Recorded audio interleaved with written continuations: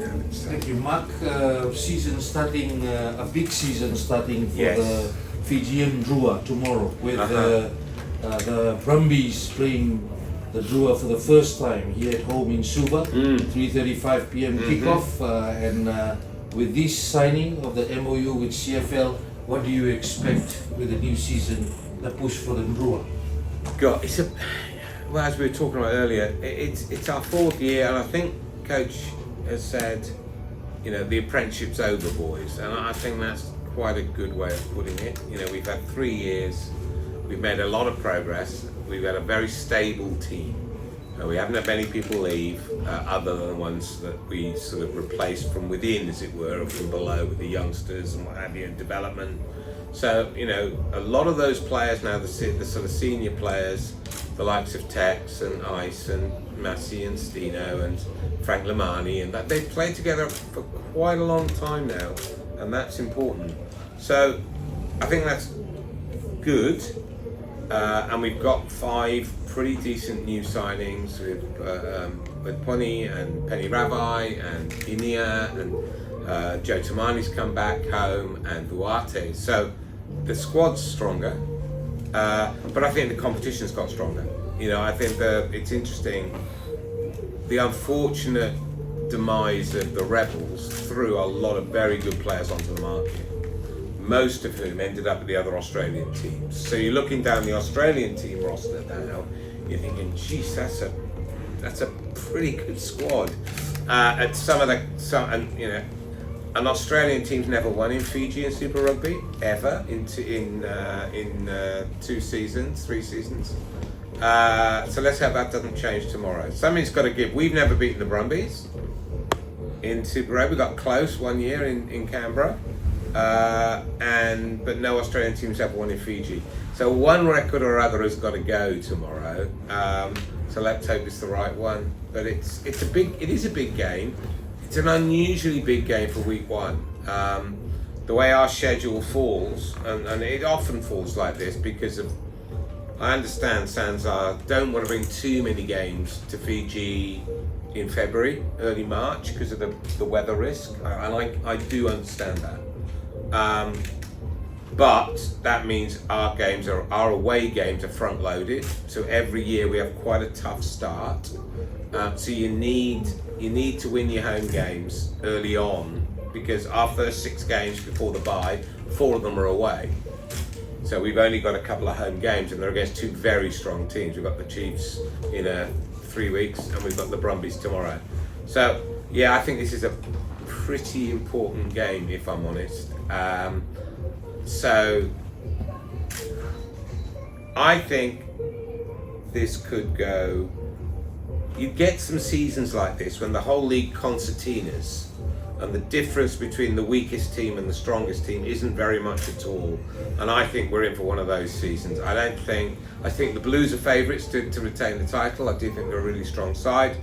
But you look for where the weak team is, and you're thinking, everyone's a bit better. You know, Moana with Artie Sabay are better. We're better on paper. You know, all the Australian teams have strengthened on paper. Quite a number of people come back to New Zealand from overseas, so they're getting closer to a World Cup. We all are. So they tend to strengthen as they go to a World Cup.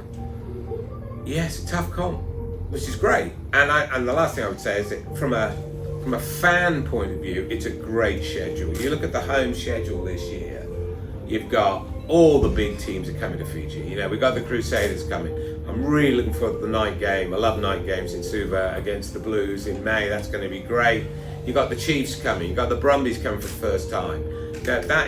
It's a stellar sort of list of teams playing on the island. It's probably the strongest commercial fixture list we've had.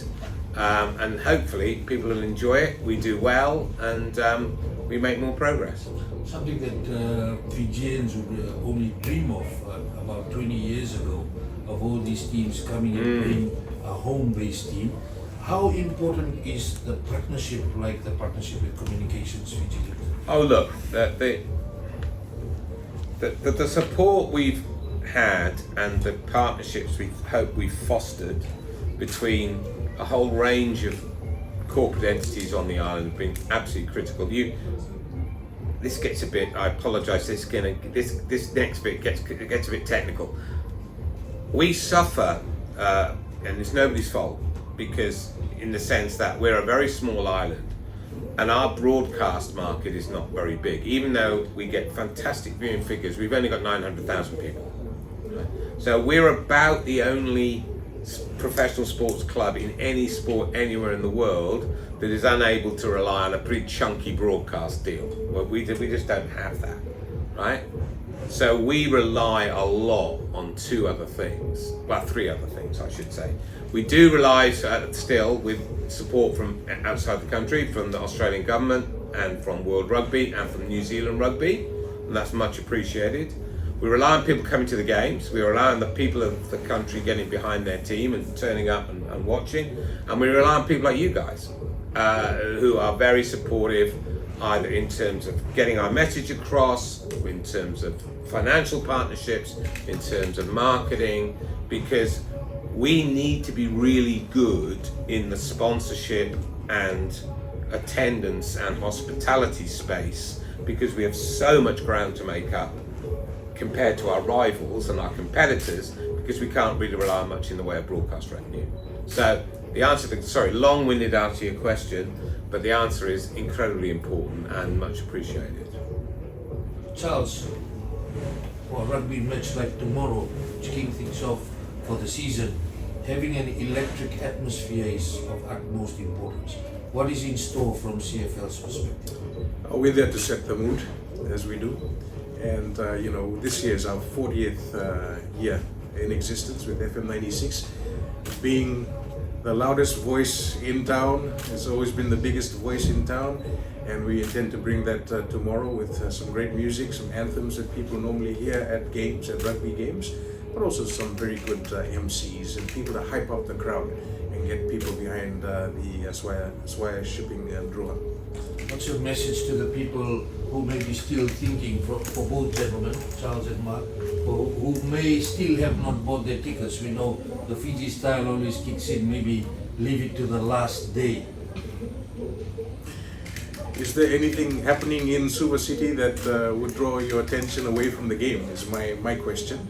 I mean, it's a huge match, two very popular teams. Obviously the Swire Shipping Fijian Drua being a popular local team, and the Brumbies also being a massive team that people get behind.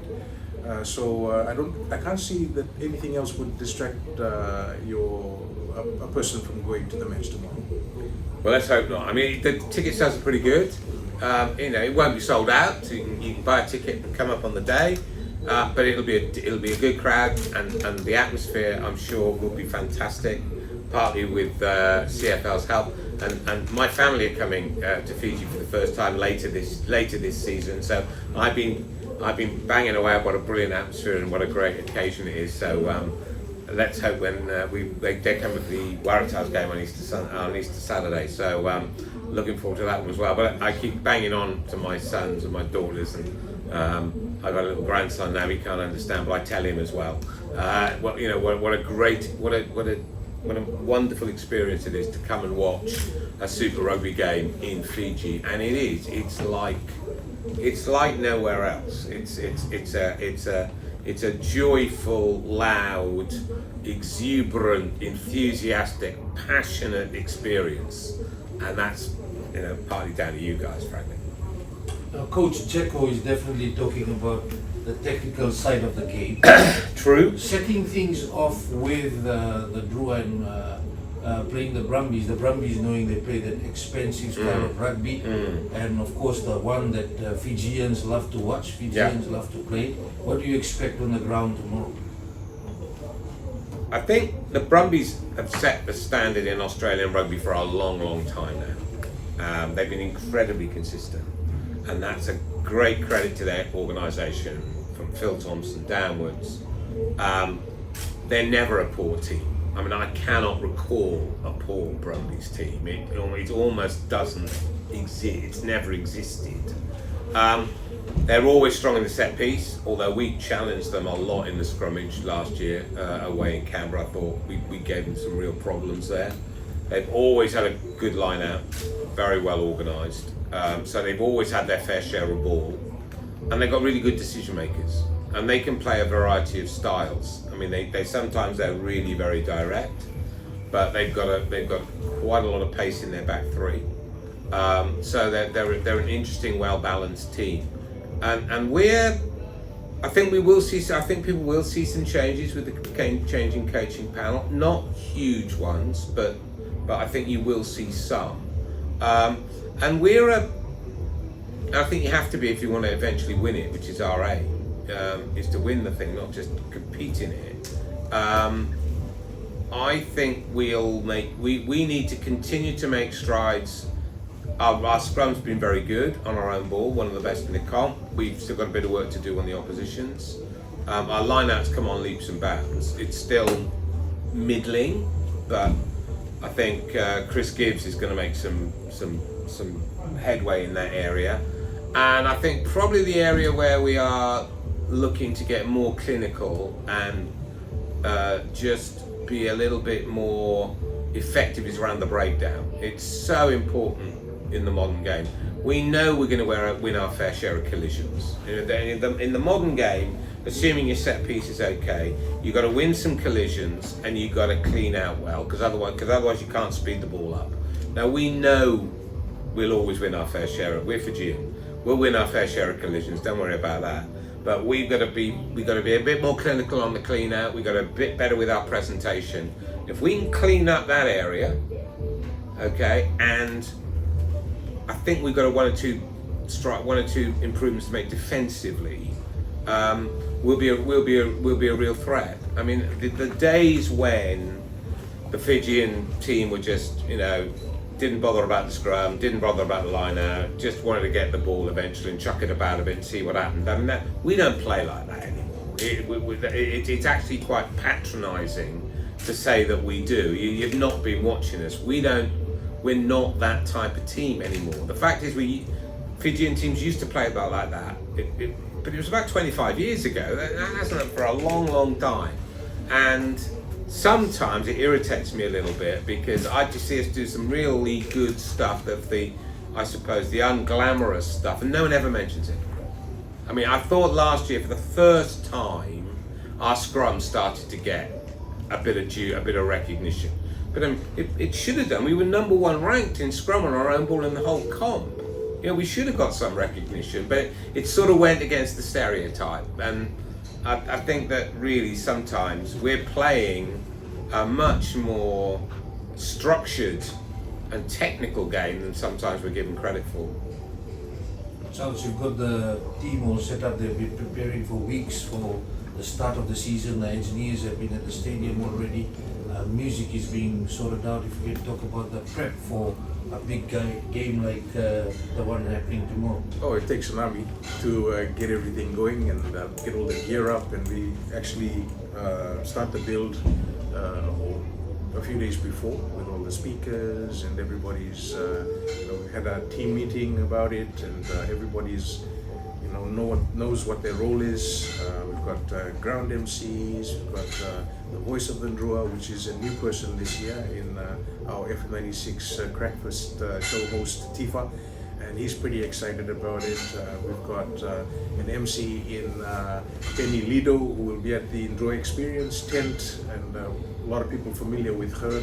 So these people that are familiar with, they'll see at the game. And what I wanted to say earlier as well is that another reason to go to the game is because you're going to see a lot of your friends and people that you haven't seen before. And for me personally, when I go to the games, I'm pretty excited about the season. Weeks leading up to it, I'm really excited about it because the game day itself is so exciting. The atmosphere, the excitement of everyone. There's somebody joking around that everybody's laughing at. There's the Mexican wave. It really is a fun day. You really have to get your family a lami kava bucket of kava when they come down. There's that going. I'll ensure that's the case, Charles. There's music both in the VIP entertainment tent, experience tent, and also music that's pumping out of the speakers in the stands and towards the audience on the concrete embankment. It really is a lot of things, and it's just exciting at the end of the day. aside from the rugby itself?